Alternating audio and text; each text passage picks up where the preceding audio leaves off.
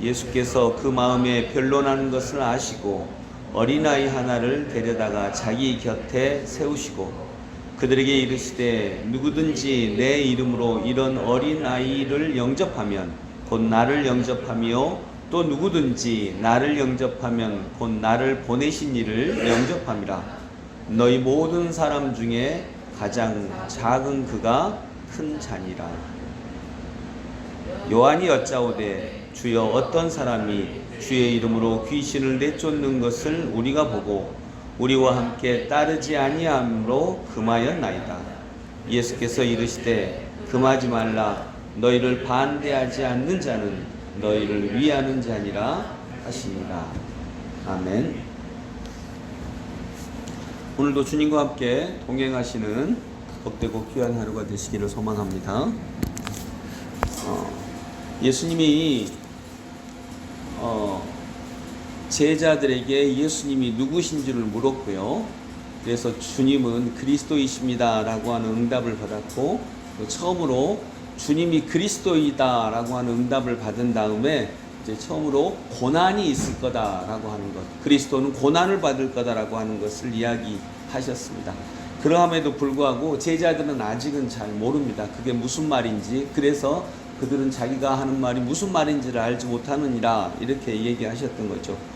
그래서 46절에 보면 제자 중에서 누가 크냐 하는 변론이 일어나니, 예수님은 본인이 죽으실 거다라고 하는 것을 말씀하셨음에도 불구하고 제자들은 아직도 예수님을 따르고 나서 예수님이 왕이 되셨을 때 누가 더 크게 될까?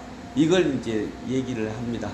그만큼 제자들은 아직은 예수님이 구체적으로 무슨 얘기를 하셨는지 잘 알지 못한다라고 하는 그런 내용입니다.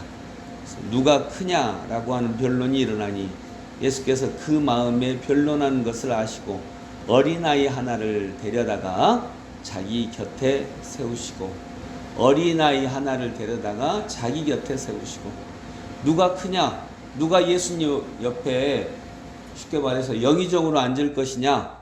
그때 아이 하나를 세우셨다라고 하는 것입니다. 내 곁에 아이가 앉을 것이다. 어린아이같이 자기를 낮추는 자가 앉을 것이다. 48절 같이 읽어볼까요?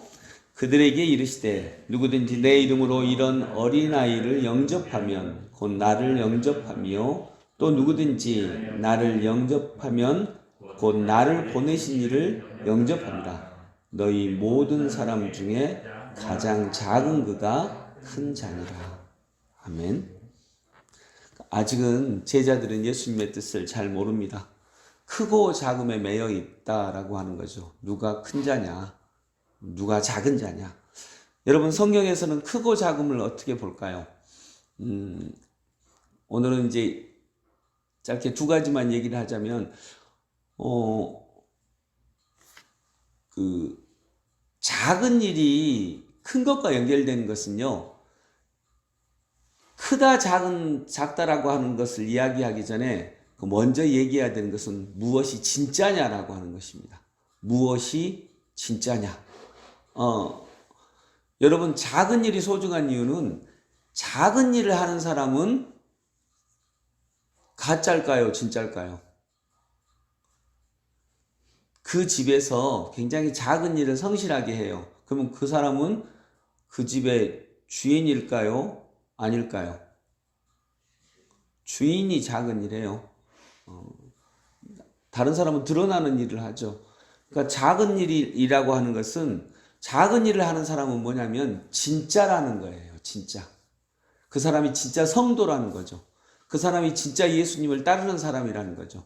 그런 사람이 작은 일을 하지, 예수님보다 나 자신에게 관심이 있는 사람들, 내가 드러나는 것에 관심이 있는 사람들은 작은 일을 하지는 않습니다. 그래서 작은 일을 충성되이 한다라고 하는 것은 그 사람이 진짜다, 진짜 성도다, 진짜 예수님을 따르는 사람이고 진짜 제자다라고 하는 것을 말을 해주는 사람이죠. 말을 해주는 것입니다. 그래서 작은 일은 충성되게 해야 됩니다. 왜냐하면 그것이 내가 진짜가 되는 길이니까요. 그리고 진짜여야 진짜 예수님의 제자고 진짜 예수님을 따르는 사람이죠. 그리고 진짜여야 큰 사람이죠. 여러분 자기 어떤 여자분이 아파요. 어떤 여자분이 아픈데 크게 아파. 그럼 막 병치유를 하고 이 사람이 예를 들어 뭐 암에 걸렸어. 그럼 암 치료는 누가 해요? 의사가 하잖아요. 의사가. 암 치료는 의사가 해요. 쉽게 할 수 없는 거죠. 그래서 암 치료는 의사가 해요. 근데 그 여자분이 여기 약간 뱄어. 약간 뱄어요. 그럼 데일밴드는 누가 발라줘요? 지나가던 어떤 남자가 발라주나요? 지나가던 외간 남자가 발라주나요? 이 작은 일은 누가 발라주고 있으면 남편이든지 아니면 가족이든지 그런 거예요. 왜냐하면 진짜니까. 그 사람을 진짜 사랑하는 사람이니까. 그렇죠. 그렇지 않겠어요? 김미경 권사님이 여기 조금 다쳤는데 이게 환희슈퍼 아저씨가 와서 내가 데일밴드 발라줄게 하면 이상하잖아요. 근데 큰일이야 뭐 당연히 의사가 하고 뭐 그러지만 여기 발라주는 건 뭐 은사가 발라주든지 박정만 집사님이 발라주든지 남자 중에 발라준다면 뭐 박정만 집사님이 하든지 아니면 뭐 가까운 사람이 하든지 그럴 수 있겠죠. 작은 일을 하는 사람이 진짜죠. 또 여러분 옛날에는요 바위를 깨는 게 없었어요. 옛날에는 바위를 어떻게 갈랐을까요? 집 짓고 그럴 때 바위를 깨려고 하면 이 커다란 바위, 사람보다 더 큰 집채만한 바위를 어떻게 잘랐을까요? 옛날에는 지금이야 기계로 이렇게 자르는데 옛날엔 그런 거 없었잖아요. 어떻게 잘랐을까요? 정으로 깼을까요? 안 깨져요, 정으로. 오늘 물어보면 대답 좀 한번 해주세요.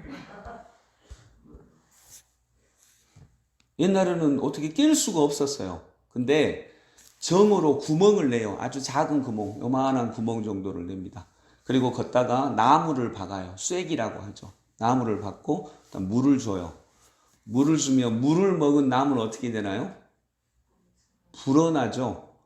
그래서 한 10일 정도 되면 바위가 쫙 갈라져요. 그게 옛날에 바위를 깨는 방식이에요. 그러니까 사람들이 언뜻 생각하죠. 야, 그렇게 큰 바위를 요만한 구멍 뚫어가지고 어떻게 뚫냐. 말이 안 된다라고 하는데 그 말이 안 되는 일이 실제로 바위를 깨는 정확한 방법이었어요. 옛날에 지금처럼 이렇게 다이아몬드로 자르고 막 이런 돌톱이 없었을 때 그게 유일한 방법이에요. 돌을 깨는 유일한 방법이에요. 마귀는 뭐냐면 마귀의 생각은 뭐냐면 누가 걷다가 쐐기 받고 물을 주고 있을 때 금방 안 갈라집니다. 한 10일 정도 물을 계속 줘야 돼요.